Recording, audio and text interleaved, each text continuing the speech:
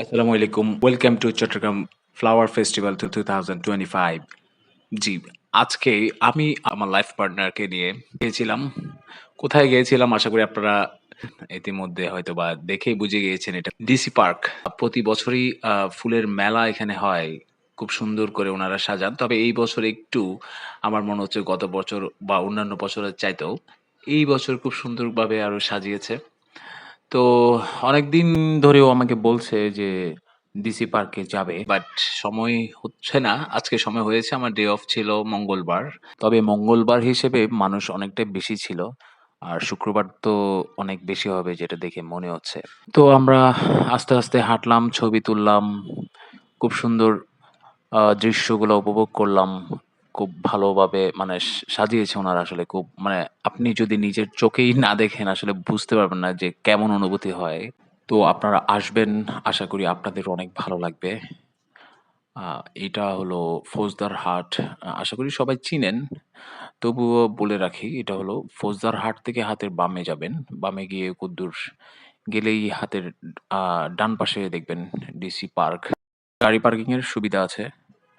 Bike, বাস থেকে শুরু করে প্রাইভেট কার, মাইক্রো সব ধরনের গাড়ি পার্কিং এর সুবিধা আছে।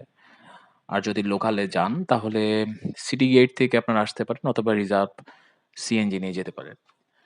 তো আশা করি ভালো লাগবে।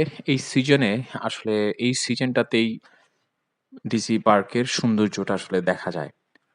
নন সিজনে যদি যান এত সৌন্দর্য আ দেখবেন না। বেসিক্যালি ফুলের সৌন্দর্যটা দেখবেন না। আদারওয়াইজ সব ঠিক থাকবে। এখানে বোট রয়েছে, আ অনেক বড় একটি দিঘির মতো রয়েছে। একটি না এখন আরো ২ টি আছে। ওখানে ঝর্ণা আছে, বাচ্চাদের খেলাধুলার জন্য আছে, বিভিন্ন ধরনের রাইডস আছে। তো এখন খাবারের দোকান আছে, এখানে আচারের দোকান আছে। এখানে অনেক কিছু, অনেক কিছু। বিশাল একটা প্রজেক্ট এটা, বিশাল একটা প্রজেক্ট। তো এখানকার সবচাইতে আকর্ষণীয় যে জিনিসটি আপনারা দেখতে পাচ্ছেন এখন, একটি ময়ূর অনেক সুন্দর করে সাজানো হয়েছে ময়ূরটিকে। একটি সাদা ধবধবে ময়ূর, তার পালক এবং লেজ পুরোপুরি ফুলের মানে ফুল দিয়ে সাজানো, খুব সুন্দর লাইটিং করা।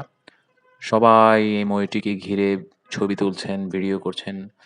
অনেক, অনেক সুন্দর আসলে মানে এটা আপনি ছবির চাইতেও বাস্তবে যদি দেখেন অনেক সুন্দর। তো আমরা আস্তে, আস্তে এটা দেখলাম, ঘুরে, ঘুরে দেখলাম। আমাদের অনেক ভালো লাগছে। তবে একটা জিনিস খুব মিস করছি। মানে আমার বাচ্চাদের সাথে নিয়ে আসতাম। আমাদের আরো ভালো লাগতো। আসলে আমরা আসলে যেটা ট্রাই করেছি আমরা নিজেরা এসে একবার ঘুরে গেলাম। বাচ্চাদেরকেও নিয়ে আসবো। তো আপনাদের ছোট বাচ্চাদেরকেও নিয়ে আসতে পারেন। তারাও অনেক খুশি হবে। ওদের জন্য অনেক ধরনের রাইড এখানে রয়েছে।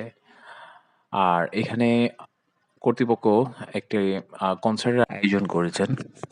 আ গানের কিছু শব্দ আমি শুনতে পেলাম। তো কাছে গিয়ে দেখলাম অনেক ভালো লেগেছে। আঞ্চলিক গানগুলো উপভোগ করলাম।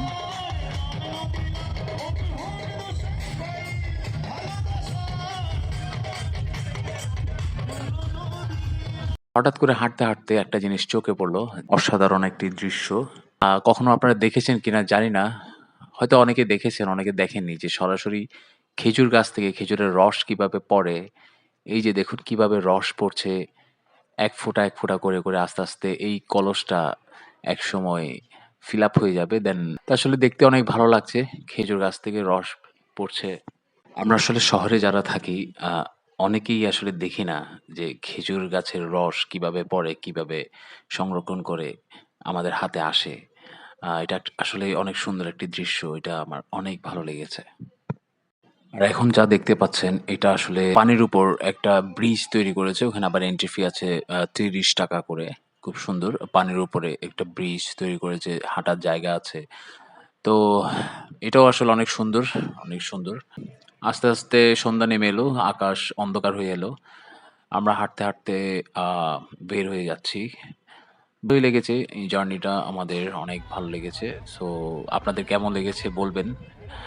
আর আমাদের ভিডিওতে যদি ভালো লাগে ভিডিওটি লাইক করবেন, শেয়ার করবেন অ্যান্ড কমেন্ট করে জানাবেন কেমন লেগেছে।